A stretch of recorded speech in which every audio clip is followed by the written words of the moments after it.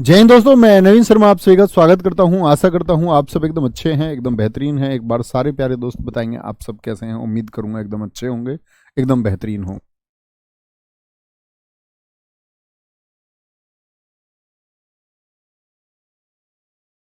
तो सारे दोस्तों का बहुत स्वागत है। और प्यारे बच्चे, हमारे इतिहास के जगह जगह पर जो कुछ टॉपिक छुटे हुए थे कल हमने किए थे, और आज अंतिम क्लास होगी ये इतिहास की।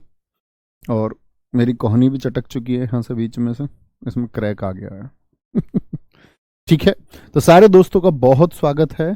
शुरू करेंगे आज के हमारे कुछ बचे हुए टॉपिक हैं। जैसे बच्चे, तमिल साहित्य एक टॉपिक है, तमिल साहित्य एक टॉपिक है, ठीक है, उसको हम आज लोगों को समझ लेंगे। और आपका क्या बचा हुआ है तमिल साहित्य के अलावा, सोच के बताओ। तमिल साहित्य बचा हुआ है एक हमारा, हाँ, कन्नौज के लिए त्रिपक्षीय संघर्ष, कन्नौज के लिए त्रिपक्षीय संघर्ष। चलो, तो शुरू करेंगे आज की क्लास को। बहुत ध्यान से देखना। आप लोगों को मैंने कहा है कि तुमको कुछ लिखने की ज़रूरत नहीं है। मैं आपको महत्वपूर्ण मार्क करूंगा, पीडीएफ आपको मिली जाएगी, ठीक है। तो बस जस्ट बेसिक बेसिक इसको पढ़ना है, बेसिक बेसिक, है ना। जो महत्वपूर्ण है उसको मैं आपको बता ही दूंगा। चालुक्य वंश। अब हम बात करते हैं भैया, चालुक्य कहाँ थे? कर्नाटक में। तो ये कौन से दक्षिण के वंश चल रहे हैं? जैसे हमने विजयनगर को जाना था, ऐसे ही कर्नाटक जानते हो ना भारत में किधर है? तो भैया जानते हैं। तो कर्नाटक आपका दक्षिण में है। इसमें चालुक्य जो हुए हैं, 3 शाखाएं हुई हैं चालुक्यों की। एक वातापी के चालुक्य, जिनको हम बोलते हैं चालुक्यों की मुख्य शाखा। जानते हो ना कि यहाँ गुजरात, महाराष्ट्र और इसके नीचे कर्नाटक है। तो इस वाले हिस्से में थे भारत के। तो एक तो वातापी के चालुक्य, वातापी के चालुक्य मतलब इनकी राजधानी वातापी रही, कर्नाटक में वातापी जगह। वेंगी के चालुक्य, क्या बोलोगे? वेंगी के चालुक्य, जिनको हम पूर्वी चालुक्य बोलते हैं, यानी इस साइड चालुक्य थे। एक है पश्चिमी शाखा, ये है पश्चिमी शाखा आपका इस साइड में। वेस्ट और ईस्ट तो जानते होंगे ना, हाँ जी। तो ये 3 शाखा हुई, कौन कौन सी बोले एक बार? चालुक्यों की 3 शाखा कौन कौन सी हुई भैया? एक तो थी इनकी शाखा वातापी, क्या बोलोगे? वातापी, यानी कि जो इनकी मुख्य शाखा है। मुख्य शाखा, तो मुख्य शाखा में अगर बात करें, पूर्वी शाखा कौन सी है? वो आपका क्या बोलोगे? पूर्वी शाखा भैया हमारी वेंगी है। पश्चिमी शाखा कौन सी है? हमारी कल्याणी है, ठीक है। 3 शाखाएं थी। आगे चलेंगे। अब सबसे पहले जानेंगे बादामी के चालुक्यों को। कौन है? ध्यान रखेंगे। बादामी यानी कि वातापी के जो चालुक्य हैं, उनका संबंध कहां से था? बीजापुर, कर्नाटक से। बादामी के चालुक्यों के बारे में जानकारी महाकूट अभिलेख से मिलती है। बहुत बार पूछा जाता है कि बादामी के, यानी बादामी जो स्थान था कर्नाटक में, वहां पर जो चालुक्य वंश था, उसकी जानकारी किस अभिलेख से मिलती है? ठीक है, आगे कहेंगे। और इसी को हम बोलते हैं मुख्य शाखा। शासनकाल रहा है बादामी के चालुक्यों का 543 से 757, 757, ठीक है। संस्थापक कौन है चालुक्य वंश के, या बादामी के चालुक्य कहे? जब मुख्य शाखा है तो जरूरी नहीं है कि हर बार बादामी के चालुक्य देगा। कई बार लिख के दे देता है सिर्फ चालुक्य वंश के संस्थापक कौन है। तो इसका मतलब कौन से वंश को जानना चाह रहा है? जो मुख्य शाखा है, जो मुख्य ब्रांच थी इनकी, चालुक्य वंश की शाखा, ठीक है। चालुक्य वंश की शाखा के बारे में पूछना चाह रहा है, यानी चालुक्य वंश का संस्थापक कौन है, ये भी लिख के दे देगा आपको। क्या आंसर करेंगे भैया? पुलकेशिन प्रथम ने इसकी स्थापना की। पुलकेशिन प्रथम के जो पूर्वज थे वो जयसिंह राणा, कदम्ब, जयसिंह राणा राग कदम्ब शासकों के अधीन थे। कदम्ब शासक भी दक्षिण के शासक थे। अधीन का मतलब उनके सामंत थे या उनके टैक्स के अधीन वो जीवन जीते थे। ओके, आगे आएंगे। बहुत गुड मॉर्निंग बच्चों, आगे आएंगे। पुलकेशिन प्रथम ने स्वयं को किससे मुक्त कराया? बोलेंगे किससे मुक्त कराया? कदम्ब शासकों से। क्या बोलोगे? कदम्ब शासकों से खुद को मुक्त करा लेता है और कहता है कि मैं अपना एक अलग साम्राज्य स्थापित करूंगा। कदम्ब शासक भी कहां थे? क्या बोलोगे? कदम्ब शासक भी कर्नाटक में ही थे। और कदम्ब शासकों की राजधानी हुआ करती थी बनवासी। दिल्ली पुलिस 2020 पूछा हुआ है। कदम्ब साम्राज्य की राजधानी बनवासी, जिसको वैजंती के नाम से भी जाना जाता था, इसके संस्थापक थे मयूर शर्मा, जिन्होंने 18 अश्वमेध यज्ञ कराए थे। तो कहने का मतलब है कि चालुक्य किन के अधीन थे दोस्त? कदम्ब शासकों के अधीन थे। कदम्ब शासक जिनकी राजधानी कहाँ हुआ करती थी? वैजंती। वैजंती या बनवासी कर्नाटक में ही। इसने बोला कि हम कदम्बों के अधीन नहीं रहेंगे, इनके पूर्वज थे, इसने खुद को स्वतंत्र करा लिया। स्वतंत्र करा लिया और गद्दी पर आ गया पुलकेशिन प्रथम। बहुत बार पूछा जाता है मित्र, पुलकेशिन प्रथम जब गद्दी पर आया तो किस वर्ष में आया था? 543 एडी में, यानी 543 ईस्वी में गद्दी पर बैठा। पुलकेशिन प्रथम जब गद्दी पर बैठता है तो कुछ उपाधियां धारण करता है। श्री पृथ्वी वल्लभ, रणविक्रम और रणविक्रम उपाधि के धारण करने के बाद में क्या आता है? इसके पुत्र, क्या बोला मैंने, 543 से लेकर के 566 तक पुलकेशिन प्रथम है। क्या बोलोगे? 543 से लेकर के 566 तक, 566 एडी तक कौन रहा? आपका पुलकेशिन प्रथम रहा। लेकिन पुलकेशिन प्रथम की मौत के बाद में किसने शासन किया? वो कीर्तिवर्मन था। किसका बेटा है? ये पुलकेशिन प्रथम का बेटा था। कब से कब तक गद्दी पर रहा? 566 से 597। और इसका जो दूसरा पुत्र है, क्या बोलोगे? इसका जो दूसरा पुत्र है उसका नाम है मंगलेश। ये दूसरा बेटा है, ठीक है। इसने शासन किया 597 से लेकर 610 तक। दोनों कौन है? भाई भाई। और कीर्तिवर्मन का जो पुत्र है, कीर्तिवर्मन का जो बेटा है उसका नाम है, इसके बेटे का नाम है पुलकेशिन द्वितीय। सबसे ज्यादा प्रश्न पुलकेशिन द्वितीय से पूछे जाते हैं। कैसे? पुलकेशिन द्वितीय है तो पुलकेशिन द्वितीय जब आपका गद्दी पर आएगा, कीर्तिवर्मन ने अपने क्षेत्र के विस्तार करते हुए मौर्य शासकों को हराया था। उपाधि इसकी सत्यासरी और रणपराक्रम थी। एक अश्वमेघ यज्ञ इसने कराया था, एक वाजपेयी यज्ञ कराया था। जैसे अश्वमेघ यज्ञ में क्या होता था? घोड़ों को छोड़ा जाता था। वाजपेयी यज्ञ में क्या होता था मित्र? वाजपेयी यज्ञ भी इसी प्रकार का कि राजा ने जब कोई अनुष्ठान पूरा कर लिया उसकी पूर्ति के लिए वाजपेयी यज्ञ का आयोजन होता था। जो कीर्तिवर्मन था इसने अपनी राजधानी कहां बना दी? बादामी। जब इनकी राजधानी बादामी प्रसिद्ध हुई तो इसीलिए बादामी को ही हम मित्र वातापी कहते हैं। वातापी के चालुक्य ये कहलाए। क्या कहलाए? वातापी के चालुक्य ये कहलाए, ठीक है। इनकी राजभाषा जो रही चालुक्यों की वो कौन कौन सी? कन्नड़ भाषा और संस्कृत भाषा को इन्होंने क्या किया? चरम पर रखा। अब आते हैं, ध्यान से देखेंगे। अगर मैं बात करूं चालुक्य वंश की, मुझे बताएं संस्थापक कौन है चालुक्य वंश के? आप कहेंगे चालुक्य वंश की जो नींव रखी भैया कदम्ब शासकों से मुक्त होकर पुलकेशिन प्रथम ने। मित्र जो मेरे दोस्त ध्यान दे रहे थे बताएंगे पुलकेशिन प्रथम गद्दी पर कब बैठा? आप बोलेंगे 543 से लेकर के 566 तक ये गद्दी पर बैठता है। यही मैंने आपको बताया। क्या बोलेंगे? 543 से लेकर के 566 गद्दी पर बैठता है, ठीक है। ठीक है मित्र, फिर उसके बाद में पुलकेशिन प्रथम के बाद में कौन गद्दी पर आता है आपका? इसका पुत्र था आपका कीर्तिवर्मन, गद्दी पर आया। कीर्तिवर्मन ने भी अपने साम्राज्य का विस्तार किया और 566 से 97 तक।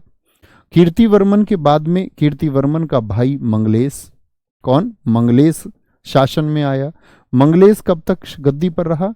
आप कहें भैया क्या इनके वर्ष याद करने जरूरी हैं? नहीं, मैं कहूंगा नहीं, सिर्फ इनके संस्थापक को देख लो। वर्ष दक्षिण के राजाओं के कभी नहीं पूछता इतिहास।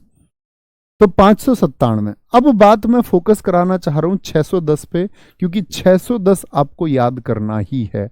ये दक्षिण का एक महान शासक हुआ पुलकेशिन द्वितीय। पुलकेशिन द्वितीय गद्दी पर जब आया, पुलकेशिन द्वितीय किसका बेटा है? कीर्तिवर्मन का। लेकिन जब ये गद्दी पर आता है तो क्या कीर्तिवर्मन शासन कर रहा था 610 में? आप कहेंगे नहीं भैया, इस समय तो मंगलेश का शासन है।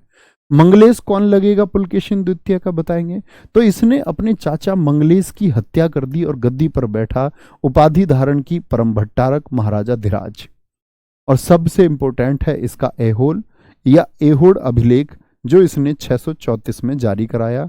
इसके एक दरबारी कवि थे रवि कीर्ति। रवि कीर्ति ने जारी किया है ऐहोल अभिलेख को।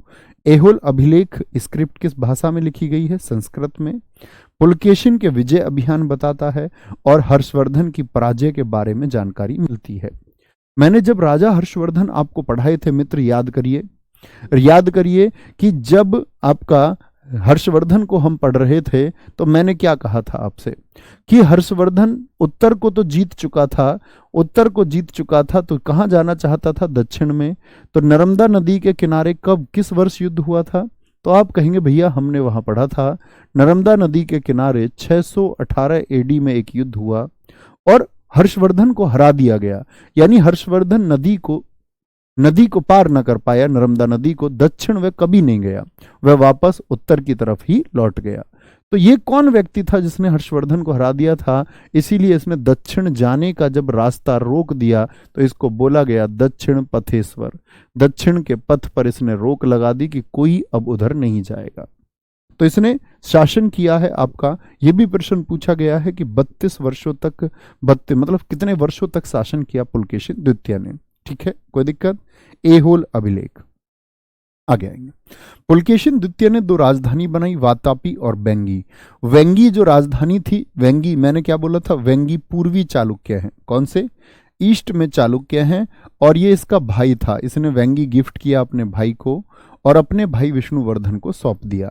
तो वेंगी के चालुक्यों का जो संस्थापक हुआ यानी पूर्वी चालुक्यों का, वो विष्णुवर्धन हुआ, इसको गिफ्ट मिल गया। अच्छा, फिर पुलकेशिन द्वितीय सोचता है कि भाई पुलकेशिन द्वितीय ने उत्तर के राजाओं को तो रोक लिया, नर्मदा नदी के तट पर हर्ष को रोक लिया, लेकिन ये अपने साम्राज्य को बढ़ाना चाह रहा है दक्षिण में। ये सोच रहा दक्षिण में सिर्फ मेरा शासन हो।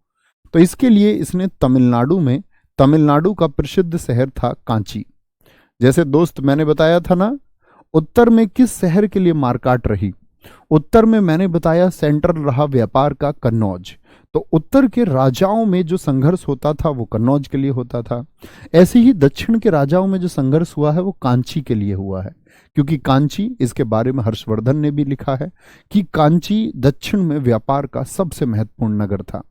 क्या बोलेंगे? उस समय कांची के शासक कौन थे जब इसने आक्रमण किया? महेंद्र वर्मन। तो क्या पुलकेशिन द्वितीय उसमें सफल हुआ? नहीं। कांची पर की जो आक्रमण इसने किया उसमें यह असफल रहा। महेंद्र वर्मन के उत्तराधिकारी था, उसका बेटा था नरसिंह देव वर्मन। नरसिंह देव वर्मन ने पुलकेशिन द्वितीय को बहुत बुरी तरह हराया था, बहुत बुरी तरह। तो किसके द्वारा हरा दिया गया? क्या बोलेंगे? आपका भैया नरसिंह देव वर्मन के द्वारा हरा दिया गया। इसके बाद में पुलकेशिन के उत्तराधिकारी हैं ये पुलकेशिन द्वितीय। पिक्चर क्लियर हुई कि ये उत्तर के भारत के जो शासक है उनको तो हरा देता है लेकिन दक्षिण के शासकों को नहीं हरा पाता। पुलकेशिन द्वितीय के उत्तराधिकारी हैं ये कुछ। इन उत्तराधिकारी में से आप विनयादित्य का नाम बिल्कुल भूल सकते हैं। बहुत सारे शासक हुए। विनयादित्य के बाद में एक शासक हुए, कहां पर? आपके चालुक्यों में ही, विजयादित्य। ये वो शासक हैं जिन्होंने कांची को जीता। आप समझ रहे हैं? पुलकेशिन भी सफल नहीं हो पाया दक्षिण के महत्वपूर्ण नगर कांची पर कंट्रोल करने में। तो विजयादित्य ने क्या किया? इसने कांची को अधीन कर लिया, यानी दक्षिण का जो महत्वपूर्ण नगर था वो किसके कंट्रोल में हो गया? चालुक्यों के कंट्रोल में हो गया विजयादित्य ने। क्यों? क्योंकि नरसिंह देव वर्मन एक मजबूत शासक थे, उनके जीते जी ना हरा पाए चालुक्य उनको। परमेश्वर द्वितीय था उस समय, उसको हरा दिया। कहने का मतलब है कि पूछे कांची अभियान में कौन असफल रहा? तो आप कहेंगे असफल रहा जी पुलकेशिन द्वितीय। मैं कहूं कांची अभियान में सफल कौन रहा? तो आप कहेंगे विजयादित्य का, जिसने कांची के अभियान को एक सफल अभियान बनाया, उसका संबंध चालुक्यों की किस शाखा से है? आप कहेंगे भैया वो वातापी का चालुक्य था, जिनकी राजधानी बादामी या वातापी थी। ठीक है। कीर्तिवर्मन द्वितीय चालुक्य वंश का अंतिम शासक है। ये चालुक्य वंश का, यानी कौन से चालुक्य का? बादामी के चालुक्य का अंतिम शासक था। और इसको हराकर एक दंती दुर्ग नाम का सेनानायक था, उसने राष्ट्रकूट वंश की स्थापना की। राष्ट्रकूट वंश हम आज ही पढ़ेंगे कन्नौज के लिए त्रिपक्षीय संघर्ष में। वेंगी के चालुक्य देख लीजिए। वेंगी के चालुक्य, इनको पूर्वी चालुक्य कहते हैं। मैंने बोला विष्णुवर्धन को ये गिफ्ट में दिया। किसने गिफ्ट दिया था?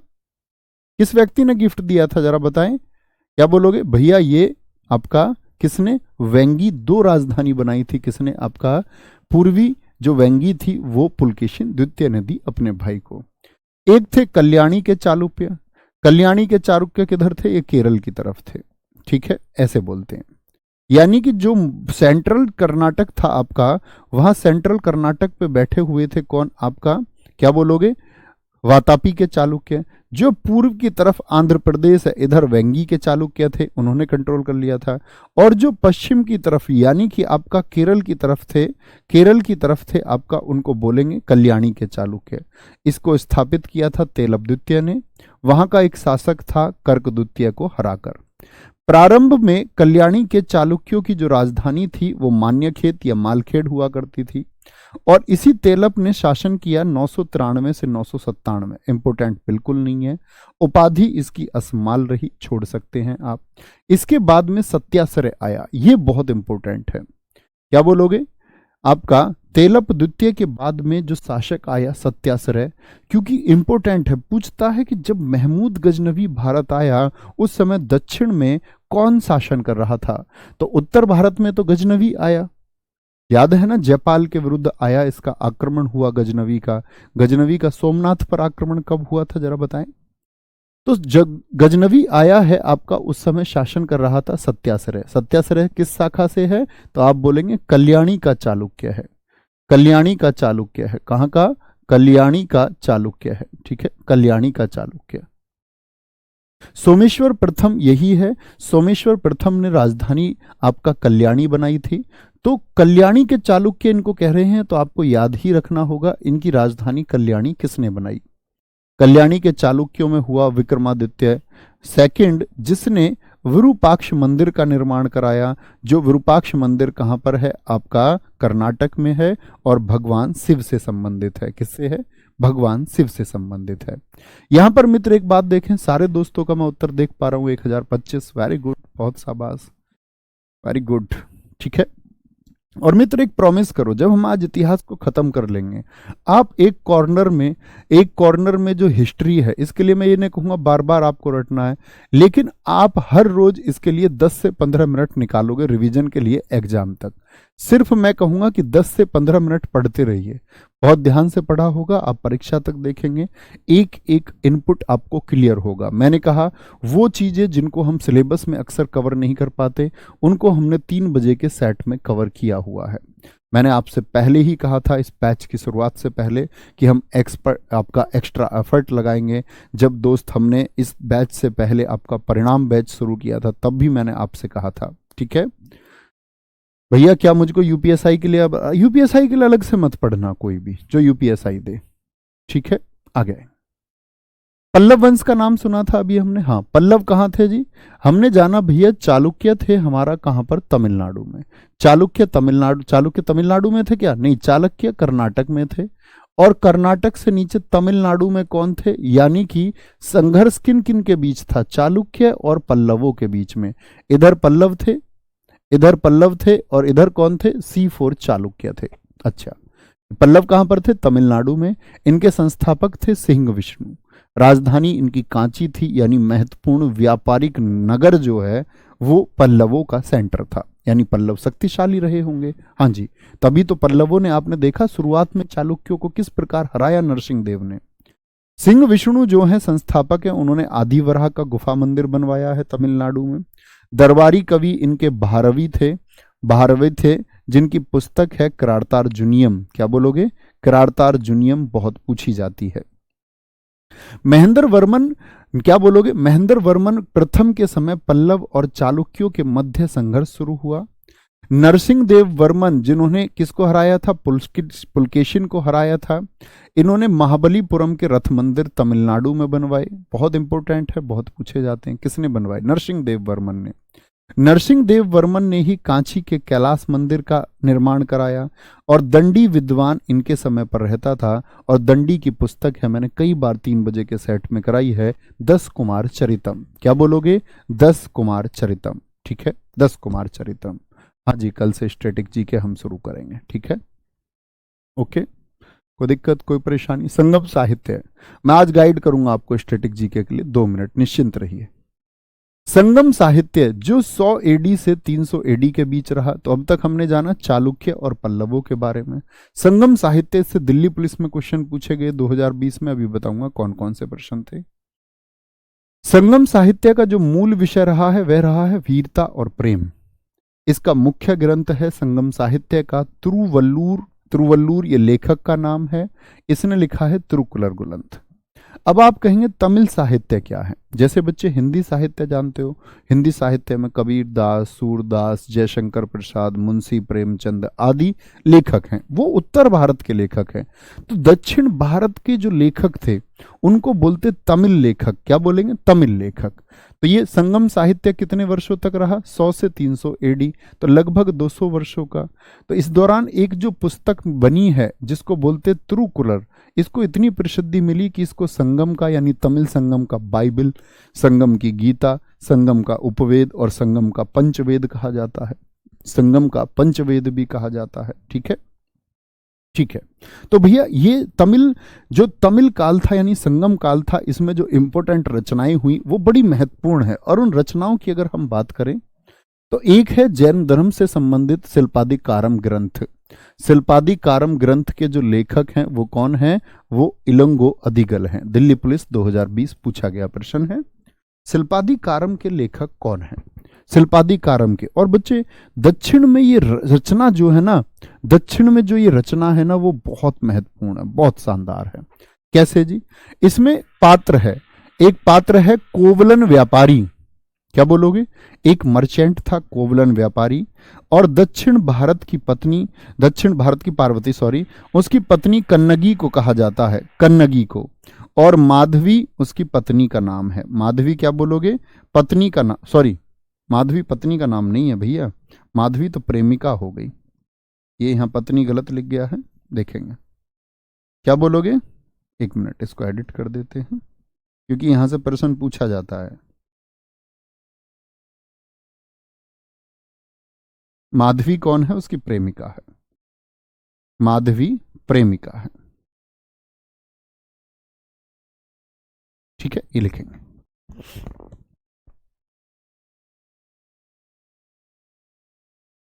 तो कहानी सुनिए, कहानी किस प्रकार है।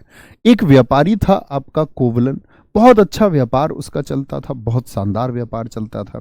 इतना शानदार व्यापार कि देश के विभिन्न कोनों में आना जाना लगा रहा। अब जब व्यापार करता था तो क्या हुआ कि उसको प्रेम हो गया माधवी से, माधवी से जो एक वेश्या थी। वेश्या का मतलब क्या हुआ? वेश्या का मतलब जो अपने अपने शरीर को बेच दे धन के लिए। तो जब वह दक्षिण जाता व्यापार के लिए, उसके संबंध बन जाते माधवी से, तो अपना व्यापार सब कुछ लुटा देता है उसके ऊपर। इसकी पत्नी बहुत अच्छी थी, बहुत शानदार थी।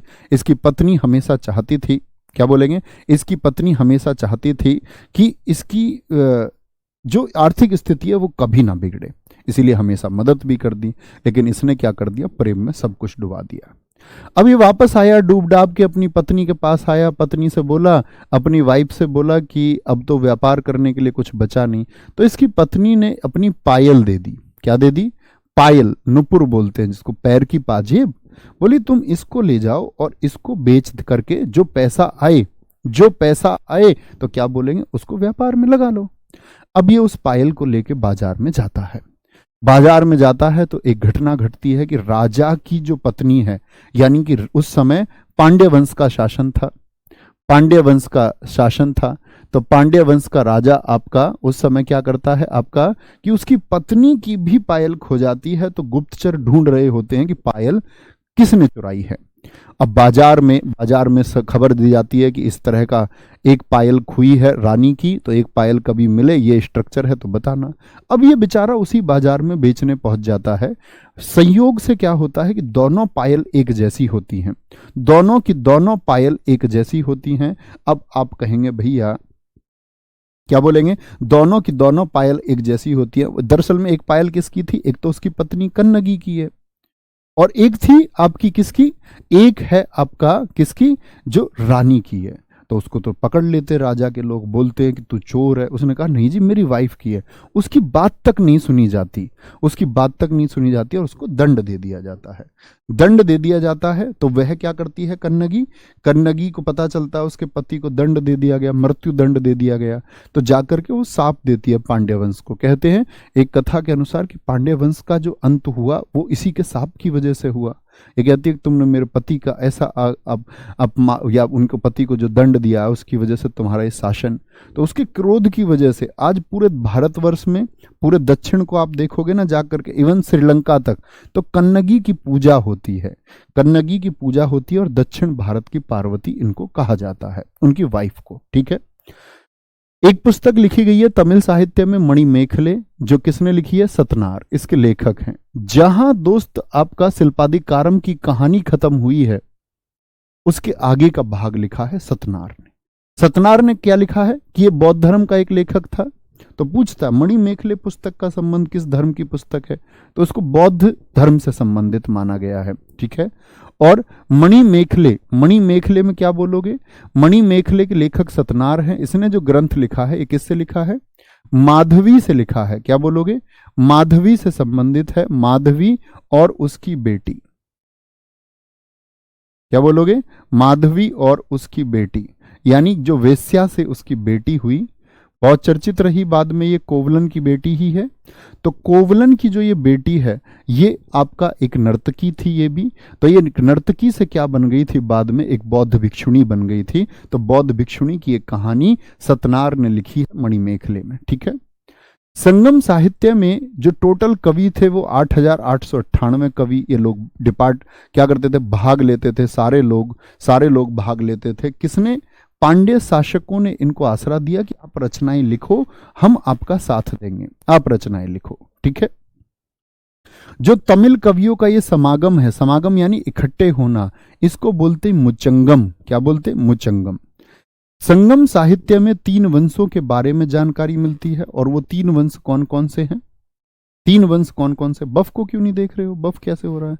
एक बार थम्स अप करके बोले सारे दोस्त, क्या मेरी आवाज अभी आप तक पहुंच रही है? बफ लिख रहे हैं कुछ बच्चे, देखिए। अच्छा, एक ही लिख रहा है सोनू नाम का, इतने कमेंट, इसे उड़ा दो बेटा। अकेले ही बफ लिखने में लग रहा। मैं सोच रहा हूं सारे बच्चे बफ लिख रहे हैं।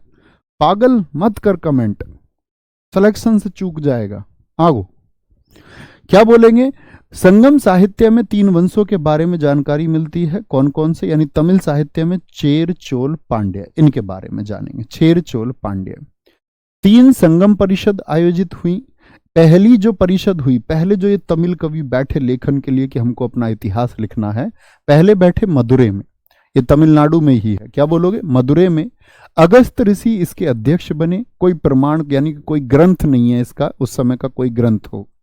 लेकिन दूसरे में कपाटपुरम, दूसरा कपाटपुरम में क्या हुआ कि तोलक्कापियम, जो दक्षिण भारत का पहला व्याकरण ग्रंथ है, जिसको दक्षिण की सबसे पुरानी रचना भी माना जाता है, जिसमें भारत के जैसे शास्त्रों में 8 प्रकार के विवाह बताए गए हैं, उसी प्रकार इस तोलक्कापियम में भी 8 प्रकार के विवाह बताए गए हैं।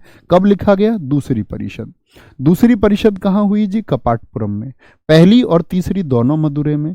पहली के ऋषि आपका ऋषि अगस्त ऋषि नहीं थे, अगस्तस्य ऋषि हैं, अगस्तस्य ऋषि। और आपका क्या बोलोगे? नकीर तीसरी के अध्यक्ष रहे। तो प्रमुख ग्रंथ कौन सा लिखा गया है? वो तोलक्कापियम। तोलक्कापियम की रचना आपसे पूछे, तोलक्कापियम की रचना जो किसने की थी, तो क्या बोलोगे? तोलक्कापियर ने की थी। अपने नाम के जैसे ही ये पुस्तक लिख देते थे। क्या बोलोगे?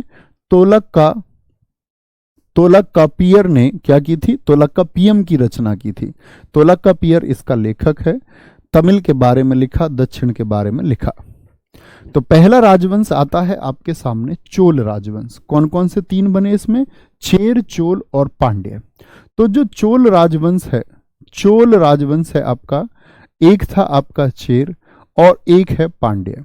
इन तीनों के बारे में जानकारी हमको कहां से मिलती है? वो तमिल साहित्य से मिलती है। तमिल साहित्य दोस्त क्या था आपका? 100 से 300 एडी तक, 100 से 300 एडी के मध्य लिखा गया। इसमें तमिल कवियों को पहले 3 मीटिंग की गई। पहली मदुरै में की गई, मदुरै में। दूसरी आपका कपाटपुरम में, क्या बोलोगे? कपाटपुरम में की गई। ठीक है। दोनों के अध्यक्ष ऋषि अगस्त्य रहे। तीसरी आपका मित्र की गई नकीर, जिसके अध्यक्ष थे कहां पर? फिर से मदुरै में। इस दौरान बहुत सारी रचनाएं हुई। मैंने आपको बताया, एक जैसे अभी तोलक्कापियम रचना कब लिखी गई? तमिल साहित्य के दौरान। एक मैंने शिल्पादिकारम बताई इलंगो अधिकल की, क्या बोलोगे? शिल्पादिकारम किसकी है? इलंगो अधिकल की रचना है, ठीक है। एक मैंने रचना आपको बताई किसकी? मणिमेखले, किसकी है? मणिमेखले। मणिमेखले किससे आगे की कहानी है भैया? शिल्पादिकारम से आगे की कहानी है, जिसको किसने लिखा है? सतनार ने, ठीक है। क्योंकि वो तो मारा जा चुका, तो उसकी जो वेश्या पत्नी है और उसकी बेटी की कहानी है, ठीक है। चोल वंश के संस्थापक थे विजयालय। विजयालय शासनकाल याद करने की जरूरत नहीं है। इनका एक राज चिन्ह था, यानी एक चिन्ह के तहत इन्होंने शासन किया। क्या बोलेंगे? वो चोल है। राजधानी इनकी मल्लनूर, उरेयूर, पुहार, इतनी सारी राजधानी भैया, और फिर तंजौर। हाँ, ये इनकी राजधानी बदलती रही हैं, बहुत सारे राजाओं ने बदली हैं, लेकिन कभी भी सिर्फ आपसे पूछ ले चोल वंश की राजधानी क्या थी, तो मुख्य राजधानी तंजौर थी। क्या बोलोगे? मुख्य राजधानी तंजौर थी, ठीक है। चोल वंश के संस्थापक किसने किया है? क्या बोलोगे? आपका चोल वंश के संस्थापक विजयालय थे, जिनकी उपाधि नरकेसरी है। नरकेसरी। चोलेश्वर मंदिर का निर्माण इन्होंने ही कराया। ये दरअसल में पल्लवों के मंत्री थे। पल्लव जानते हो ना? पल्लव कहाँ थे? तमिलनाडु में। तो चोल वंश जो विकसित हुआ वो तमिलनाडु क्षेत्र में ही विकसित हुआ, ठीक है। इसीलिए तमिल साहित्य में आता भी है। इसके बाद में शासक बना कराईकल, जो सबसे प्रतापी शासक रहा। आपसे पूछे चोल वंश का प्रतापी शासक। और उत्तर भारत पर देखो, अब तक क्या हुआ था कि उत्तर भारत के जितने भी शासक थे, उत्तर भारत के जितने भी शासक थे, वो दक्षिण में जाने का प्रयास करते थे। दक्षिण में जाने का प्रयास करते थे, जैसे हर्षवर्धन ने भी प्रयास किया, बहुत सारे राजाओं ने, आप देखोगे। लेकिन आप बहुत कम पाएंगे कि दक्षिण के राजा उत्तर की तरफ आए हों। दक्षिण के राजा उत्तर की तरफ आए हों, क्या बोलेंगे आप? ऐसा देखने को नहीं मिलता, बहुत कम शासक हैं। उनमें से सबसे पहला शासक है आपका कराईकल, जिसने उत्तर भारत पर आक्रमण करके मगध और अवंती को जीता। आपने देखा हो कभी, आपने अभी मूवी आई थी पोन्नी सेल्वम, PS1 और PS2, नहीं देखी हो तो देखना, वो यही चोल साम्राज्य के ऊपर ही कहानी है, ठीक है। आगे आएंगे। PS1 देखी थी अभी? नहीं, ऐश्वर्या राय की, विक्रम की, नहीं देखा होगा शायद, ठीक है। आगे आएंगे, कोई दिक्कत? क्या बोलेंगे? वेणी का युद्ध। क्या बोलेंगे जी? वेणी का युद्ध। आगे यहां देखेंगे बच्चे, यहां पर एक बात समझ में नहीं आई, एक मेरे मित्र को एक बात समझना चाह रहा है, ठीक है। यहां पर मैंने बोला कि इन्होंने 8,898 कवियों ने भाग लिया, जिन्होंने पांड्य शासकों ने आश्रय दिया। अब मित्र यहां पर आप एक बात समझेंगे, आप कहेंगे भैया पांड्य शासक जो आश्रय दे रहे हैं, यानी कि जो आपका यहां पर संगम साहित्य लिखा गया है, तो उस साहित्य को आश्रय दिया गया है। लेकिन अगर तमिल रचनाओं की बात करें तो वो उन 200 सालों के बीच में हुई है मित्र। लेकिन जो रचनाएं 200 सालों के बीच में हो गई, क्या उसके बाद में तमिल कवि नहीं रहे? क्या तमिल कवि उसके बाद में नहीं रहे? पांड्यों के तहत ही बच्चे, क्या बोला? तमिलों के समय तो 3 रचनाएं लिखी गई, आपका 3 परिषद हुई हैं जब तमिल साहित्य लिखा गया। लेकिन जो मैं आपको बता रहा हूं कि शिल्पादिकारम या इलंगो अधिगल, जो मैं आपको बता रहा हूं शिल्पादिकारम के लेखक मणिमेखले की रचना, ये पांड्य वंश के दौरान हुई है। तो उस समय पांड्य वंश ने तमिल कवियों को आपका क्या दिया है? संरक्षण दिया है, ठीक है। कराईकल हुआ, इसने नॉर्थ को जीता। मगध की राजधानी क्या थी बताएंगे एक बार? अवंती की राजधानी क्या थी? इनको इसने जीत लिया था, यानी मध्य प्रदेश उत्तर प्रदेश तक पहुंच गया। यह हुआ था वेणी का युद्ध, जिसमें इसने उत्तर भारत के राजाओं को हराया। पुहार बंदरगाह तमिलनाडु में बनवाया, यानी कि व्यापार की दृष्टि से भी मजबूत थे। आदित्य प्रथम, जिनको हम कोदंड राम के नाम से जानते हैं, ये आए इसके बाद में कराईकल के, और इन्होंने पल्लवों का एक शासक था अपराजित वर्मन को हराया। यानी आप देखेंगे चोल किससे ज्यादा मजबूत हो गए? वर्मन वंश से ज्यादा मजबूत हो गए। परांतक प्रथम आया, इसने परांतक प्रथम ने किसको हराया? इनके बाद में पांड्य शासकों को हराया, और तंजौर का चिदम्बरम मंदिर भी बनवाया। याद करने योग्य बातें नहीं है, ठीक है। राष्ट्रकूट शासकों कृष्ण प्रथम ने गंगों के साथ मिलकर परांतक प्रथम को हरा दिया। देखो परांतक जीता। परांतक कौन सा शासक है? ये चोल शासक है। लेकिन इसने तो हरा दिया पांड्यों को। लेकिन एक राष्ट्रकूट शासक है, हम अभी पढ़ेंगे राष्ट्रकूटों के बारे में। राष्ट्रकूट शासक था कृष्ण प्रथम ने गंगों के साथ मिलके, गंग वंश के लोगों के साथ मिलके परांतक प्रथम को हरा दिया, और जो उत्तरी क्षेत्र था वो छीन लिया था राष्ट्रकूटों ने। किससे? तो आपसे कभी पूछे चोलों से आपका उत्तरी क्षेत्र किसने छीना था या किस वंश से छीना था? तो किस वंश ने छीना था? आप कहेंगे भैया राष्ट्रकूटों का शासक कृष्ण प्रथम ने परांतक प्रथम को हरा के छीना था। राजराज प्रथम आया, बहुत इंपॉर्टेंट है, बहुत प्रतापी शासक था। वृहदेश्वर मंदिर का निर्माण कराया। वृहदेश्वर मंदिर जो भगवान शिव के लिए बच्चे बहुत प्रसिद्ध मंदिर है, बहुत प्रसिद्ध मंदिर है, ठीक है। स्टैटिक जीके में भी मैं आपको पढ़ाऊंगा। नटराज की मूर्ति बनवाई भगवान शिव वाली, उपाधि अपनी रखी भगवान शिव का भक्त कहता था शिव प्रसाद शेखर। दक्षिण भारत में भूमि मापने का पहला प्रयास राजाराम प्रथम के द्वारा किया गया। इसका बेटा आता है राजेंद्र प्रथम। बहुत बढ़िया सर जी, मुझे टाइम नहीं है इतना कि मैं आपके प्रैक्टिस सेट देख पाऊं। बेटा मत देखो, आपको टाइम नहीं है तो मैं क्या कर सकता हूं इसमें? मैंने तो मित्र चला दिए थे ना वो। आपको पता है कि हर बार हर रोज सारे प्रैक्टिस सेट नहीं किए जा सकते भाई साहब, इतना तो मानना पड़ेगा ना। क्योंकि दोस्त अगर ऑफलाइन भी होता हमारा सेंटर और आप लेट ज्वाइन करते तो जो बच्चे पहले पढ़ चुके थे, सीधी सी बात है वो आगे तो रहेंगे। आप उनसे आगे कब निकल सकते हो? या तो आप उनके बराबर तैयारी कर ले या उनसे थोड़ी ज्यादा। अब आपने मित्र लेट ज्वाइन किया था और हमने जल्दी शुरुआत कर दी तो ये हमारी गलती थोड़ी ना रही। उस समय के तो जो हमारे बच्चे थे, जो हमारे साथ जुड़े हुए थे, तो हम तो उनको उम्मीदें दे करके चल रहे थे। अब ऐसा तो कभी हो नहीं सकता कि जी पहले सारे बच्चे आ जाए तब शुरू करेंगे, ऐसा नहीं हो सकता ना। राजेंद्र प्रथम कौन है? चोल वंश का शासक है। चोल वंश किधर है? तमिलनाडु। चोल वंश। और ये हम कभी पढ़ते नहीं है इतिहास में। देखो बाबर, हुमायूं, आप लोग बार बार पढ़ते रहते हो, है ना, पृथ्वीराज चौहान बार बार, तो ये बहुत सारी बार हम बस सारे बच्चे छोड़े रखते, तो ऐसा लगता है अजीब सा है ये, लेकिन पढ़ के जाना एक बार, ठीक है। आगे आएंगे। राजेंद्र प्रथम दक्षिण भारत का सिकंदर। नीलकंठ शास्त्री एक इतिहासकार हुए हैं, इन्होंने कहा है। दक्षिण भारत का नेपोलियन किसको कहा गया है? विंसेंट स्मिथ ने कहा है। क्या बोलोगे? विंसेंट स्मिथ ने कहा है। किसको कहा है? राजेंद्र प्रथम को। क्यों जी? क्या इसने भैया आपका नेपोलियन और सिकंदर की तरह एक क्षेत्र जीता? हाँ भैया, तमिलनाडु के बाद का इवन श्रीलंका तक ये आपका जल क्षेत्र इसी का था। पाल वंश के शासक जो आपका बंगाल में थे वहां जाकर तक भी इसने उनको हराया, श्रीलंका पर विजय प्राप्त की। इसने गंगकोंड चोल की उपाधि धारण की। गंगकोंड चोल से मतलब क्या था कि गंगा की घाटी में जाके, बंगाल और इधर गंगा की घाटी में जाकर के इसने विजय प्राप्त की। क्या बोलोगे? गंगा घाटी को जीतने वाला।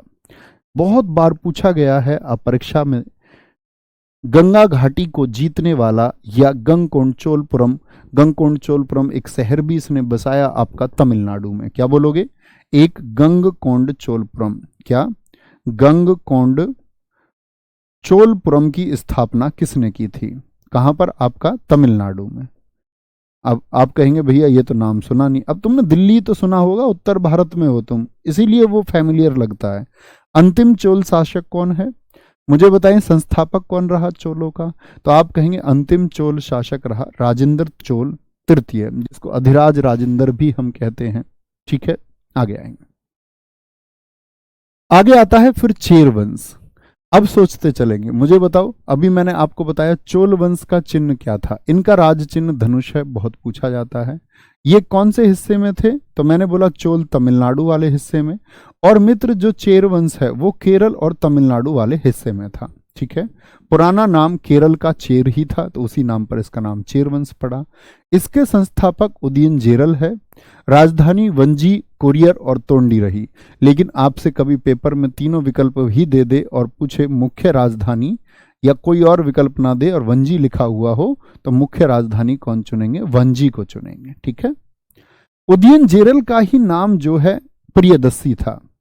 तो मुझे बताएं, अशोक के अभिलेखों को किसने पढ़ा था? आप कहेंगे भैया खोजा तो 1750 में टी फैंथेलर ने, लेकिन आपका पढ़ा किसने? जेम्स प्रिंसिप ने पढ़ा था 1837 में। तो जेम्स प्रिंसिप ने जब उन पर नाम पढ़ा प्रियदर्शी, तो एक प्रियदर्शी शासक प्रसिद्ध ये भी था, तो उसके दिमाग में गया कि कहीं ये प्रियदर्शी वही तो नहीं है केरल और तमिलनाडु वाला, ठीक है। लेकिन बाद में प्रिंसेस ने प्रियदर्शी का नाम श्रीलंका के शासक तिष्य से जोड़ करके देखा, तब उसको पता चला कि ये तो दक्षिण में शासन या आपका या बोले श्रीलंका की तरफ शासन करने वाले लोग थे, तब उसको स्पष्टता आई। शेख गुटुवन, इसको लालचेर और भल्लाल चेर बोलेंगे। किस चेर शासक को लालचेर या लालचेर किस शासक को कहा जाता था? शेख कुटुवन। यही वो व्यक्ति है जिसने सती यानी कन्नगी की पूजा शुरू करवाई। और इसकी सती यानी कन्नगी जानते हो ना आप? यस और नो? दक्षिण भारत की पार्वती क्यों प्रसिद्ध है ये भी बता चुका। तो गजबाहु शासक श्रीलंका का इस पूजा में भाग लेने भारत आता था, यानी इसके अच्छे संबंध थे श्रीलंका से भी। पेरून जेलर, इसने दक्षिण भारत में गन्ने की खेती शुरू कराई। और अंतिम शासक मांदर जेल एम्पोरोई है। तो क्या बोलोगे? संस्थापक कौन रहा आपका? क्या बोलोगे? आपका अंतिम शासक, सॉरी क्या बोलोगे? मादर जेल एम्पोरोई रहा। मादर जेल एम्पोरोई हो गया, कोई दिक्कत? तो क्या रूट वर्ड निकल के आया? जेरल जेरल जेरल। भैया बड़े विचित्र से नाम है, ठीक है।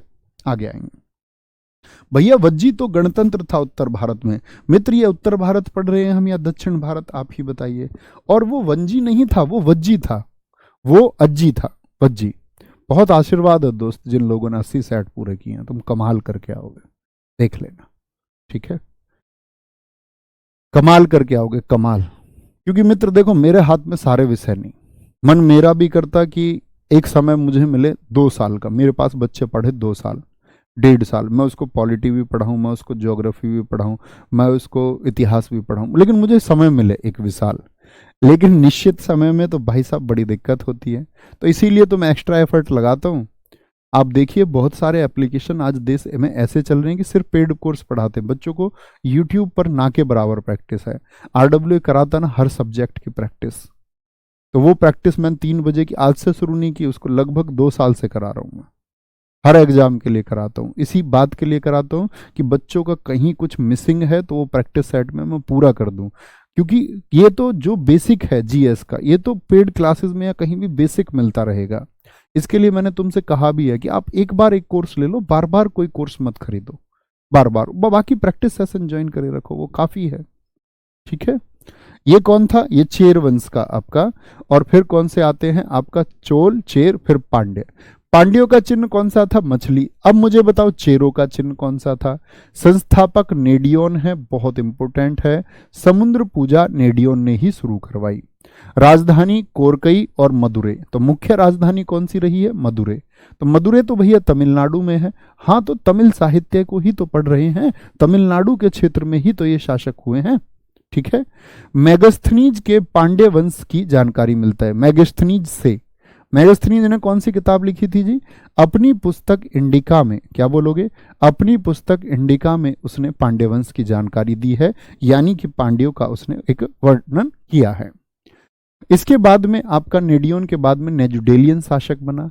यही है नेजुडेलियन शासक जिसने कोवलन को दंड दिया था। क्या बोलोगे? कोवलन को दंड दिया था। चेर और चोलों को इसने संयुक्त रूप से हरा दिया था। इतना मजबूत भी था ये, इतना मजबूत भी था। कोवलन को दंड इसने दिया। और कौन से युद्ध में इसने हराया था चेर और चोलों को? ताते यांगलम का एक युद्ध हुआ। और इकट्ठे मित्र, क्या बोलोगे? इकट्ठे जो इसके समीपवर्ती थे आपका, क्या बोलोगे? चेर और आपका पांड्य, क्या बोलोगे उसको? सॉरी, चेर और चोल। चेर और चोल जो इसके समीपवर्ती थे, उन दोनों को इसने हरा दिया था तातेयांगलम के युद्ध में। अंतिम शासक हुआ मारवर्मन कुलशेखरन। कौन? अंतिम शासक हुआ मारवर्मन कुलशेखरन। तो कोवलन को दंड किसने दिया था? बहुत चर्चित है कोवलन। आपको एक आम आदमी लग रहा होगा सुनने में, लेकिन उस कैरेक्टर को आप देखोगे ना, क्योंकि माँ पार्वती की पूजा होती है, तो कोवलन बहुत चर्चित है दक्षिण भारत में। तुम किसी साउथ के व्यक्ति के सामने अगर बात कर दोगे ना, कोवलन की कहानी तुम ये बता दोगे, कोवलन की कहानी तुम ये बता दोगे, और वो पढ़ने के लिए कहानी है। आप पूरी पुस्तक पढ़ेंगे तो मजा आ जाएगा। जैसे आप पूरी पुस्तक मणि मेखले पढ़ेंगे तो चरित्र निर्माण होगा आपका, सीखने को बहुत कुछ है, ठीक है। कोई दिक्कत, कोई परेशानी? आगे आएंगे, चले जी आगे, आगे चलते हैं। नेक्स्ट, अब आ गया वो टॉपिक जो बचा हुआ था, कन्नौज के लिए त्रिपक्षीय संघर्ष। जैसे मैंने कहा दक्षिण में मित्र आपका, दक्षिण में कौन था, दक्षिण में कौन था, अभी मैंने आपको बताया कांची है जी, कांची, क्योंकि कांची व्यापार के लिए प्रसिद्ध है। ऐसे ही ये तो हो गया कांची, तो साउथ इंडिया में, कहां पर, साउथ में हो गया। मैं अगर आपसे बात करूं नॉर्थ में कौन चर्चित था, आप कहेंगे भैया कन्नौज के लिए हर कोई तो कन्नौज भाग रहा था, राजा हर्षवर्धन थे तो कन्नौज आए, जो आपका शशांक और आपका देवगुप्त थे उन्होंने इनकी बहन राज्यश्री को मारा था, हर्षवर्धन की बहन को, तो कन्नौज के लिए संघर्ष था। तो क्या बोलेंगे, हर एक संघर्ष कन्नौज के लिए था। क्या बोलोगे, कन्नौज के लिए। तो कन्नौज के लिए जो संघर्ष हुआ इसमें 3 वंश एक्टिव हुए हैं दोस्त, ध्यान से देखना, आप बोर्ड पे देख भी रहे हैं 3 वंश कौन कौन से हैं। एक तो है पाल वंश। पाल वंश किधर थे, इधर बंगाल की साइड थे पाल, ठीक है, किधर थे ये पाल, P4 पाल बंगाल की साइड थे। ये लोग भी चाहते थे कि कन्नौज पर इनका अधिकार हो जाए, K4 कन्नौज पर। गुर्जर प्रतिहार वंश आपका, गुर्जर प्रतिहार वंश जो इधर आपका गुजरात राजस्थान की तरफ था, गुर्जर प्रतिहार वंश ये लोग भी चाहते थे कि कन्नौज पर इनका अधिकार हो जाए। और इधर आपका थोड़ा दक्षिण की तरफ राष्ट्रकूट थे, राष्ट्रकूट भी चाहते थे कि कन्नौज पर इनका अधिकार हो जाए। तो कौन कौन से बार बार परीक्षाओं में पूछा जाता है, कन्नौज के लिए 3 यानी 3 पक्ष हो गए, कितने पक्ष हो गए, 3 पक्ष हो गए। और कन्नौज जिसका पुराना नाम कान्याकुब्ज या मोहद्यसरी था उसको कब्जाना चाहते थे। तो तीनों में संघर्ष होगा या नहीं होगा, हाँ जी तीनों में होगा। अब समझे संघर्ष कैसे हुआ, बड़े ध्यान से, क्या बोलेंगे, आयुध वंश था एक कन्नौज पर। आयुध वंश कहां से आ गया, ये राजा हर्षवर्धन ने शासन किया था मित्र, मैंने आपको बताया था 606 से 647। तो राजा हर्षवर्धन की मौत के बाद में, उनकी मृत्यु के बाद में मैंने कहा था उनके पुत्रों को भी मार दिया गया, याद है, वाग्यवर्धन और कल्याणवर्धन को मार दिया गया। तो वहां आ गया था आयुध वंश। तो मित्र जो ये आयुध वंश आया, इसमें किसके बाद आया था आयुध वंश, वर्धन वंश के बाद में। गद्दी के लिए यहां 2 भाइयों में संघर्ष हो गया, आयुध वंश का इंद्रायुद्ध और चक्रायुद्ध, दोनों लड़ने लग गए, मैं तुझको मारूंगा, मैं तुझको मारूंगा। और जब भाई भाइयों की लड़ाई होती है तो फायदा कौन उठाता है, पड़ोसी उठाता है, पड़ोसी। तो पड़ोसी कौन कौन थे, P4 पाल, G4 गुर्जर प्रतिहार शासक थे, और आपका R4 राष्ट्रकूट। इन तीनों की निगाह थी, तीनों की निगाह, अच्छा फायदा उठाते हैं। त्रिपक्षीय संघर्ष को सबसे पहले किसने शुरू किया, तो गुर्जर प्रतिहार वंश के शासक थे वत्सराज, इन्होंने शुरू कर दिया। और इन्होंने फेवर लिया किसका, इंद्रायुद्ध का, इंद्रायुद्ध का साथ दिया, बोले इंद्रायुद्ध को पहले साथ देके जिताते हैं फिर इसको अपने कंट्रोल में ले लेंगे। तो इंद्रायुद्ध को इन्होंने जिता दिया। तो हार कौन गया, चक्रायुद्ध, चक्रायुद्ध। यानी आप कहेंगे भैया कन्नौज पर प्रभाव किसका आ गया इस समय, आप कहेंगे इंद्रायुद्ध का। और इंद्रायुद्ध किसकी मदद से जीता है, गुर्जर प्रतिहार शासकों की मदद से। तो गुर्जर प्रतिहार शासकों का कन्नौज पर प्रभाव बढ़ेगा कि नहीं बढ़ेगा, आप कहेंगे हाँ भैया बिल्कुल बढ़ेगा, बिल्कुल बढ़ेगा। अच्छा, अब जो पाल वंश का धर्मपाल है, पाल से समझ ही गए होंगे, धर्मपाल, इसने बोला कि भैया अब इंद्रायुद्ध जीत गया तो सबसे पहला टारगेट इंद्रायुद्ध को हराना चाहिए। तो इसने इंद्रायुद्ध को जाके हरा दिया। उस समय जब गुर्जर प्रतिहारों की सेना वहां से हट गई, उसने मौका देख के इंद्रायुद्ध को हरा दिया और गद्दी पर बैठा दिया किसको, चक्रायुद्ध को। यानी इसने दूसरे भाई का पक्ष ले लिया, बोला मारेंगे उसको इंद्रायुद्ध को, ऐसे कैसे राजा बन जान देंगे, बिल्कुल राजा नहीं बनने देंगे। तो अब गद्दी पर कौन आ गया, इंद्रायुद्ध हट गया, इंद्रायुद्ध के पक्ष में कौन थे, गुर्जर प्रतिहार, वो हट गया। अब आ गया चक्रायुद्ध, चक्रायुद्ध को किसने बिठाया है, पालों ने। अच्छा जी, अब कौन बचा हुआ है, राष्ट्रकूट, क्या तमाशा देखेंगे। राष्ट्रकूटों ने कहा अच्छा चक्रायुद्ध को तो पहले ही हारा पड़ा था, जो इसकी मदद कर रहा है इसकी न हरा दें, पालों को ही न हरा दे। तो इसने पाल वंश को ही हरा दिया। वत्सराज, वत्सराज किसकी तरफ से आ गया आपका, क्या बोलोगे, आपका वत्सराज, सॉरी क्या बोलेंगे। अब इसने किसको हरा दिया, इसने बोला कि भाई अब ये मदद कर रहा है चक्रायुद्ध को, क्या हराना, इसी को हरा देते हैं। तो किसने आकर के, वत्सराज ने आकर के, वत्सराज ने आकर के आपका किसको, पालों में कौन था, धर्मपाल, इस धर्मपालू को हरा दिया। धर्मपाल हरा दिया गया। ठीक है, तो यानी कि फाइनल अब भी किसका प्रभाव रहा इस पर? प्रभाव किसका है? गुर्जर प्रतिहारों का। लेकिन अब आते राष्ट्रकूटों की एंट्री। राष्ट्रकूट अब मौका देख के आते हैं और राष्ट्रकूट शासक ध्रुव ने वत्सराज को हरा दिया। दक्षिण से उत्तर की तरफ जाने वाला और विजय प्राप्त करने वाला प्रथम शासक है ये। लेकिन बाद में क्या बोलोगे? लेकिन बाद में आप कहोगे भैया अभी तो तुमने बताया था चेर चोल, अभी तो आपने बताया था कि चेर चोलों में, तो आप देखोगे त्रिपक्षीय संघर्ष हो रहा है। वो आपका कहां पर? तमिल साहित्य वाले पार्ट में। वो आपका तमिल साहित्य वाले पार्ट में आपका कहां से? दक्षिण की तरफ से, यानी तमिलनाडु और केरल की तरफ से। सुदूर दक्षिण है वो। ये सुदूर दक्षिण से नहीं थे राष्ट्रकूट। क्या बोलोगे? सुदूर दक्षिण से नहीं थे। ये कहां से? ये मध्य दक्षिण आप कह सकते हैं, ये यहां से थे। ठीक है, आगे आए तो इसने क्या किया? क्या बोलेंगे? प्रथम शासक है, लेकिन बाद में नागभट्ट द्वितीय ने कन्नौज पर पूर्ण अधिकार कर लिया था। नागभट्ट द्वितीय जो कहां के शासक है? गुर्जर प्रतिहार शासक हैं। तो समझे आप कैसे ये कन्नौज के लिए संघर्ष हुआ? गुर्जर प्रतिहार शासक थे। कन्नौज के लिए संघर्ष किस प्रकार हुआ मित्र, समझे? बोलेंगे एक बार। आप कहेंगे हाँ भैया कन्नौज के लिए संघर्ष समझ में आता है। कन्नौज के लिए संघर्ष में इतना हुआ कि राजा हर्षवर्धन के बाद में वर्धन वंश के बाद में आया इंद्रायुद्ध और आपका चक्रायुद्ध। IY इंद्रायुद्ध, चक्रायुद्ध। इंद्रायुद्ध का पक्ष किसने ले लिया था? गुर्जर प्रतिहार शासकों ने। ठीक है, और इंद्रायुद्ध को गद्दी पे बिठा दिया। लेकिन फिर चक्रायुद्ध का मदद किसने किया? वो धर्मपाल ने किया। किसने? धर्मपाल ने। गुर्जर प्रतिहारों की तरफ से इस समय शासक था आपका वत्सराज। इसने जाके बोला कि हमारी बात काट रहा धर्मपाल, धर्मपाल को पीटा। लेकिन फिर आता है यहां पर आपका राष्ट्रकूटों का शासक ध्रुव, जो हरा देता है गुर्जर प्रतिहारों के वत्सराज को। तो अब कंट्रोल किसका हो गया? ध्रुव का। लेकिन फाइनली अंतिम जो जीत हुई, कन्नौज पर जो विजय प्राप्त हुई, आपसे पूछे कन्नौज के त्रिपक्षीय संघर्ष में अंतिम विजय किसकी हुई? अंतिम विजय गुर्जर प्रतिहार शासकों की हुई। और उस विजय को किसने सफल बनाया था? अभी अंतिम पंक्ति में मैंने बताया, नागभट्ट सेकंड ने। किसने? नागभट्ट सेकंड ने उसको सफल बनाया, जो आपका गुर्जर प्रतिहार वंश का शासक था। कोई दिक्कत, कोई परेशानी? बोलेंगे भाई फटाफट से, आगे आएंगे। यहां देखेंगे एक बात। अब आते हैं विस्तार पर, बहुत कॉमन से।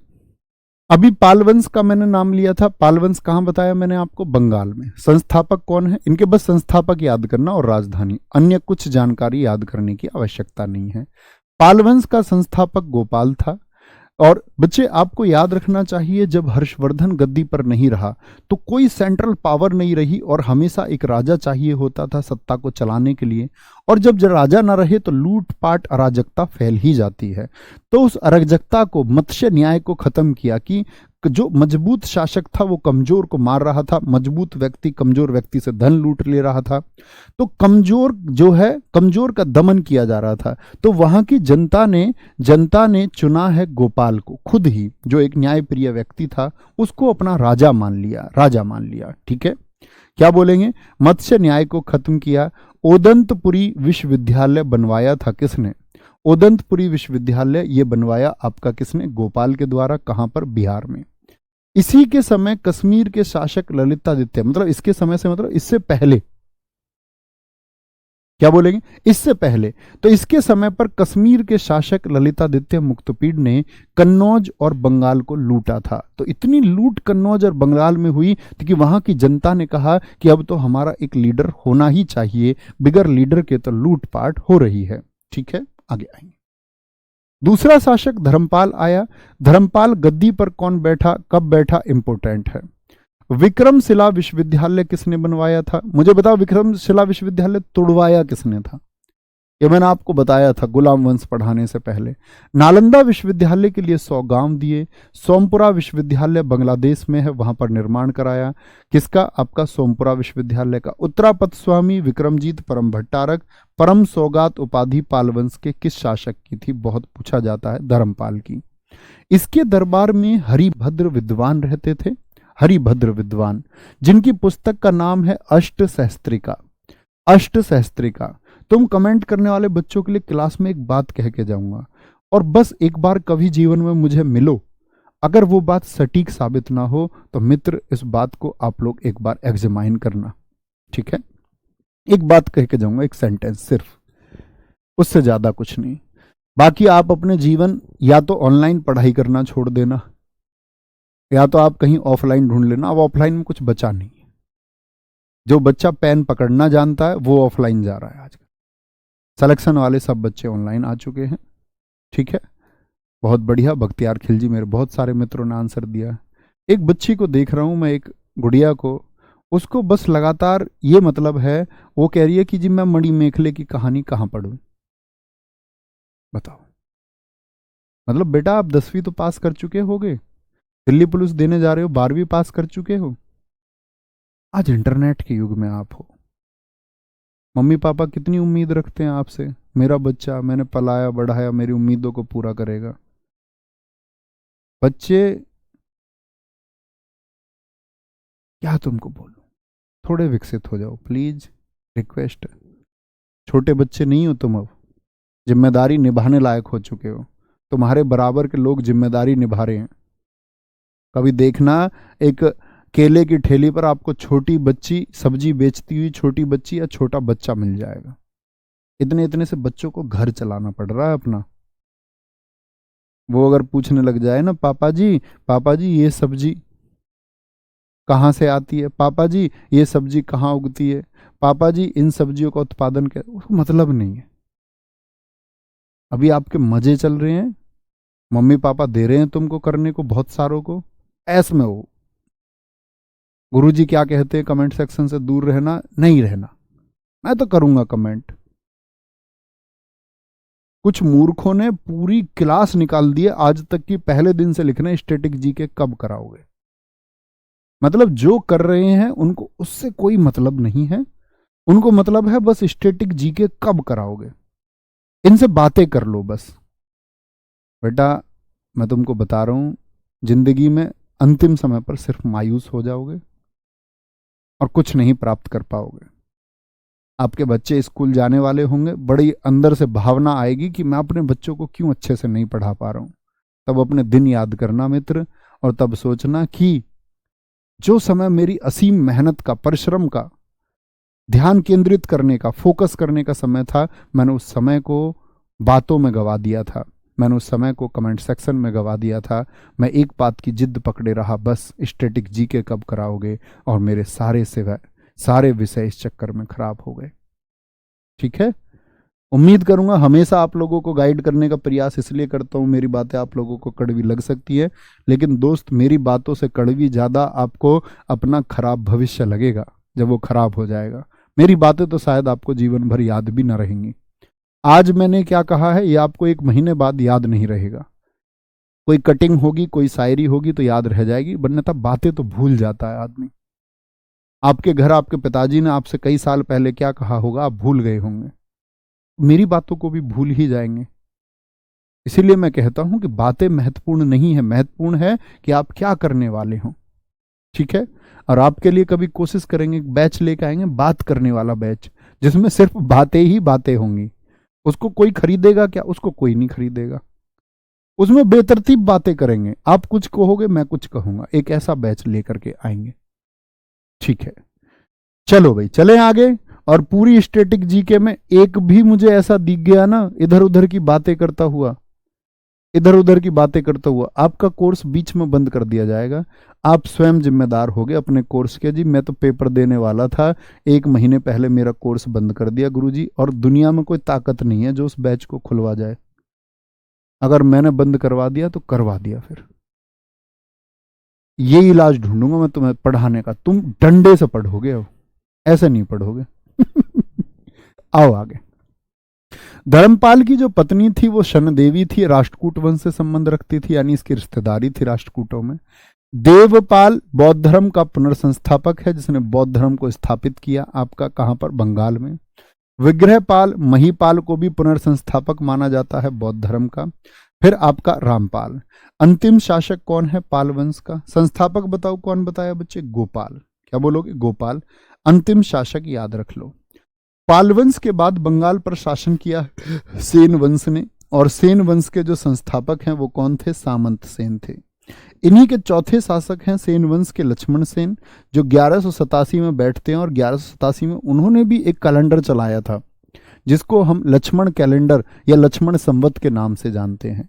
मैंने आपको कैलेंडर बताया था, चंद्रगुप्त प्रथम ने गुप्त संवत चलाया था। गुप्त संवत कब चला था बताओ बेटा? बहुत मेहनत किया करो, बहुत, है ना, हद से ज्यादा। औसत बच्चों ने नौकरी ले ली, लेकिन फोकस से। जो बच्चे बहुत ज्यादा होशियार नहीं थे नौकरी ले गए फोकस से। आप भी किसी सेलेक्टेड बच्चे से मिलो ऑनलाइन पढ़ के, आप पूछना उसे, दिल की बात पूछना। आपका दोस्त तो कमेंट करते थे, बोले नहीं। चलो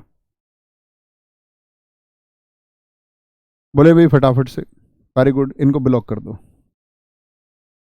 ये जो है सामने, कोर्स बंद कर दो इनका। हाँ, बने ज्ञानी, कुछ नहीं होगा। चलो रहने देना, कोर्स मत करना, बाद में बोलेगा क्या पता पढ़ने में अच्छा बच्चा हो। ठीक है, लेकिन कमेंट ब्लॉक कर दो। गुर्जर प्रतिहार वंश 725 से लेकर के 1035 एडी। किसी को नहीं कराया, डरा रहा हूं मैं तुम्हें, मान जाओगे तुम, अच्छे बच्चे हो। मैं ऐसी ऐसी बहका देता हूं तुम्हें कि मान जाओगे तुम, और तुम इसी का फायदा उठाते हो, है ना। आओ इधर। गुर्जर प्रतिहार वंश, ये वातापी के जो चालुक्य थे, मुझे बताइए वातापी के चालुक्यों का संस्थापक कौन था? वातापी के या बादामी के चालुक्य। इनकी राजधानी रही थी भीनवाल, राजस्थान। गुजरातरा राजस्थान और गुजरात के मध्य का क्षेत्र था, तो गुजरातरा, तो वहां इन्होंने शासन किया, तो इसलिए गुर्जर प्रतिहार शासक कहलाए। गुजरातरा स्थान की वजह से, जो गुजरात से संबंध रखता था। प्रतिहार का मतलब होता है द्वारपाल या रक्षक। प्रतिहार किसके थे? ये वातापी के चालुक्यों के। संस्थापक कौन है? नागभट्ट प्रथम, जिनको माना जाता है वास्तविक संस्थापक। कौन? वास्तविक संस्थापक। और इनके बारे में, गुर्जरों की उत्पत्ति के बारे में जो आपका चंद्रबरदाई का कथन है, उसने कहा ऋषि वशिष्ठ ने किया था अग्निकुंड, और अग्निकुंड में जब यज्ञ हुआ तो उससे चार जातियों का उद्भव हुआ, प्रतिहार, परमार, चालुक्य और चौहान। ठीक है, चौहान, ठीक है, चौहान। तो क्या बोलेंगे? परमार, चालुक्य, चौहान और प्रतिहार। तो चार ये जातियों का उद्भव बताया गया। एहोल अभिलेख जो किसने जारी कराया था? पुलकेशिन द्वितीय ने। उसमें भी हमको गुर्जर शब्द सामने आया। बाउक घटियाला अभिलेख जो क्या बोलोगे, कुनकुक द्वारा जारी कराए गए, उनसे भी गुर्जर प्रतिहार वंश की जानकारी मिलती है। नागभट्ट के दो भतीजे थे, यही है, एक कुनकुक और एक देवराज। नागभट्ट जिन्होंने स्थापना की किसकी? आपका गुर्जर प्रतिहार वंश की। तो देवराज के पुत्र हुए वत्सराज। वो कौन है? देवराज नागभट्ट के भतीजे हैं। और यही वत्सराज कौन से हैं? वत्सराज क्या बोलोगे? इनको हम वास्तविक संस्थापक भी मानते हैं, और इन्हीं की उपाधि थी आपका रणहस्ती और जयवराहा। जयवराहा। वत्सराज का पुत्र हुआ नागभट्ट द्वितीय। वत्सराज अभी पढ़ा था कन्नौज के लिए त्रिपक्षीय संघर्ष में। आप कहेंगे हाँ भैया, वत्सराज को हरा दिया गया था। किन के द्वारा हरा दिया गया था? राष्ट्रकूटों के द्वारा, ध्रुव के द्वारा हरा दिया गया था। और वत्सराज के पुत्र थे नागभट्ट द्वितीय, जिन्होंने त्रिपक्षीय संघर्ष का अंत किया। त्रिपक्षीय संघर्ष में इन्होंने किसको हराया? ध्रुव, जिसने वत्सराज को हराया था। ध्रुव को हराकर कन्नौज को अपनी राजधानी बनाया। यानी कन्नौज जो राजधानी बनी थी वो किसकी बनी थी? गुर्जर प्रतिहार वंश ने, क्या बोलेंगे, गुर्जर प्रतिहार वंश ने उसको टेक ओवर कर लिया था। एक यहां पर व्यक्ति हुए गुर्जर प्रतिहार वंश में ही रामभट्ट। रामभट्ट के पुत्र हुए सम्राट मिहिर भोज, जिनका शासन रहा 836 से 885। 49 वर्षों का शासन रहा। कितने वर्षों का? 49 वर्षों का। क्या बोलेंगे जी? इनके समय पर अरब यात्री सुलेमान आया। इनके समय पर अरब यात्री सुलेमान आया। कल्हण ने राजतरंगिणी में प्रशंसा की है सम्राट मिहिर भोज की, और उपाधि है इनकी आदिवरहा। आदिवरहा। आप लोग जानते हैं मिहिर भोज जी के ऊपर विवाद कितना देश में प्रचलित है। इतना प्रचलित विवाद है मित्र की वह आपका कोर्ट में है। कोर्ट में है और उस पर वो डिसाइड नहीं कर पाते। बार बार आप देखते हैं जातीय संघर्ष उभर के आता है। मैं तो कहूंगा दोस्त, अगर कोई महान व्यक्ति हैं और उनको अगर दो जातियां स्वीकार कर रही हैं तो दो जातियां उनको स्वीकार कर रही हैं, इससे बढ़िया क्या बात है? व्यक्तियों को नकारा जा रहा है, अगर किसी को स्वीकार किया जा रहा है तो अच्छी बात है। उसके लिए प्लीज संघर्ष ना करें। एक बार मैंने ये एक जाति से बता दिए तो बहुत सारे बच्चों ने विरोध किया, उन्होंने कहा गुरुजी आपको ये निर्णय नहीं है, और उनका कहना भी ठीक था, शायद उस समय मेरी रिसर्चेज उस तरह की नहीं थी कि मैं इनको बता दूं इस तरह से, ठीक है, ये बात याद रखेंगे। तो क्या बोलेंगे, इन्होंने क्या किया है, स्वयं को लक्ष्मण का वंशज बताया है, और ग्वालियर अभिलेख में इस बात का वर्णन किया गया है, ग्वालियर अभिलेख में। इनके बाद में एक शासक हुए महेंद्र परवन, महेंद्र पाल। इनके राजकवि हैं आपका राजशेखर। महेंद्र पाल किससे शासक हैं, गुर्जर प्रतिहार वंश के। क्या बोलोगे, राजकवि राजशेखर, इनकी रचना पूछी जाती है बार बार हर एग्जाम में, एसएससी सीजीएल मेंस 2023 पूछी गई, कर्पूर मंजरी। क्या बोलोगे, काव्य मीमांसा, बाल रामायण, भुवन कोश, हर विकास, ठीक है, 2022 मेंस। महिपाल इनके दरबार में रहते थे राजशेखर कवि। आप कहेंगे भैया यहाँ भी, वो जीवित हैं, शासक जीवित नहीं है। अरब यात्री अलमशूदी आया, अलमकसीदी भी आया था जिसने मानसून के बारे में लिखा है। इसने, अलमशूदी ने गुर्जरों को अल्बोरा या बोरा कहा है, या कहूं तो गुर्जरों को हुइनसांग ने कहा था कुचैलो। हुइनसांग की पुस्तक का नाम बताएं, हुइनसांग की पुस्तक का क्या नाम है, उसमें गुर्जरों को कुचैलो किस में कहा गया है, किस पुस्तक में, बोलेंगे अभी फटाफट से। भैया कॉइन टॉपिक भी मैं वो अपलोड करा दूं, कॉइन इतना सा टॉपिक है, उसमें सिक्कों के नाम है, कोई टॉपिक नहीं है वो, उसमें सिक्कों के नाम है, किस राजा ने कौन से सिक्के चलवाए थे, अकबर है, ससगनी सिक्का है, वो मैं इसमें ऐड करवा दूंगा, ठीक है, एक बार देख लेना उसको। कॉइन में राजा का नाम, जैसे अकबर ने चांदी का कौन सा सिक्का जारी कराया, अकबर ने चांदी का ये सिक्का, जैसे इल्तुतमिश टंका, बहुत सारे तो मैं आपको बता चुका था, ठीक है, ससगनी है आपका, जिल्ले सिक्का है, उस तरह के सिक्के मैं वो अपलोड करा दूंगा इसमें, ठीक है, ऐड करा दूंगा, 5 मिनट भी नहीं लगेंगे तुमको पढ़ने में, ओके। सीयू की। क्या बोलोगे, राज्यपाल, ये भी आपका शासक रहे, किसके, गुर्जर प्रतिहार वंश के। और इसके बाद में यशपाल, यशपाल कौन है, आपका अंतिम शासक है, गुर्जर प्रतिहार वंश के अंतिम शासक। और यशपाल को चंद्रदेव जो गेहड़वाल वंश का था उसने हरा दिया था। गेहड़वाल वंश आपने इतिहास में पढ़ा है कि नहीं पढ़ा है, आपको याद होगा, गेहड़वाल वंश में मैंने एक राजा का नाम लिया था आपका, और वहां पर मैंने थोड़ा बताया था इनके बारे में कि गेहड़वाल वंश वो था जो आपका कन्नौज पर शासन करता था, याद है, राजा जयचंद। 1194 का चंदावर का युद्ध बहुत शानदार।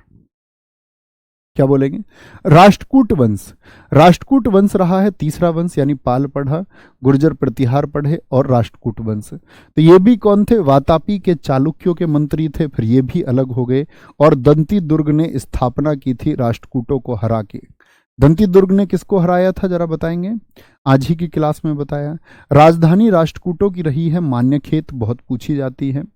इन्हीं के शासक हैं दंती दुर्ग के बाद में कृष्ण प्रथम, याद है, कृष्ण प्रथम ने क्या कर दिया था, परांतक प्रथम को हरा दिया था, ठीक है।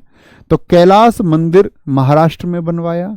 गोविंद द्वितीय के बाद में एक शासक आया राष्ट्रकूटों में, ध्रुव, जिसने त्रिपक्षीय संघर्ष में भाग लिया था। और ध्रुव ने किसको हराया था, ध्रुव ने वत्सराज को हराया था।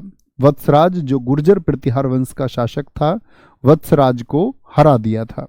क्या बोलोगे, वत्सराज को हराया था, लेकिन बाद में फिर गुर्जर प्रतिहार ही जीते। तो ध्रुव जिसको हम धारावर्ष कहते हैं, इसके बाद में गोविंद थर्ड, फिर अमोघ वर्ष ने जैन धर्म को अपनाया। ये जैन धर्म मानने वाले शासकों में भी मैंने आपको लिखवाया। और कविराज मार्ग पुस्तक किसकी है, कन्नड़ भाषा में, तो कौन है आपका राष्ट्रकूट वंश का शासक, अमोघ वर्ष है। क्या बोलेंगे भी फटाफट से, अमोघ वर्ष है, कोई दिक्कत कोई परेशानी, आगे आएंगे। अंतिम शासक कौन रहा इनका, कर्क द्वितीय रहा। और अंतिम शासक कर्क द्वितीय को हराया तैलब द्वितीय ने, किसने, तैलब द्वितीय ने। और वही तैलब द्वितीय था जिसने किसकी स्थापना की थी, बताएंगे मुझे, जिसने आपका कल्याणी के चालुक्यों की स्थापना की थी। यहीं पर मित्र दी एंड होता है, आपका दी एंड होता है। मैं इसमें जो सिक्के हैं, वो सिक्के मतलब किस राजा ने कौन सा सिक्का चलाया, जैसे टंका, इल्तुतमिश, इस तरह से लिखवा के इसी में ऐड करके पीडीएफ आपके पास पहुंच जाएगी। तो मित्र जो नोट्स वाला बच्चा लिखने वाला, वो जरूर ऐड करना सिक्के इसमें, पीडीएफ तभी डालनी है बच्चों की, ठीक है। संयोगिता के पापा जयचंद हैं। तो मित्र हमने बहुत कम समय में इतिहास पढ़ा, बहुत कम समय में, यानी आयोग के द्वारा जितना टाइम हमें दिया गया है उसमें एक सीमित समय में। शायद कितनी तारीख से हमारी क्लासेस शुरू हुई थी, 24 से ना, क्लासेस कब से शुरू हुई थी दिल्ली पुलिस की? शायद 24 से ही हुई थी, 22, 23, 24 से ऐसे ही। और लगभग हमारी बीच में छुट्टी भी रही, संडे भी, कभी सैटरडे भी। तो कुल मिलाकर के हम बात कर सकते हैं शायद 30 ही क्लास हमारी लगी होंगी। और 30 क्लास में हमने ऐसा भी नहीं है, जो अनइम्पोर्टेंट टॉपिक थे वो हमने थोड़ा स्पीड से पढ़े, इसमें हल्की सी स्पीड से, ठीक है, आप लोगों ने पढ़े होंगे।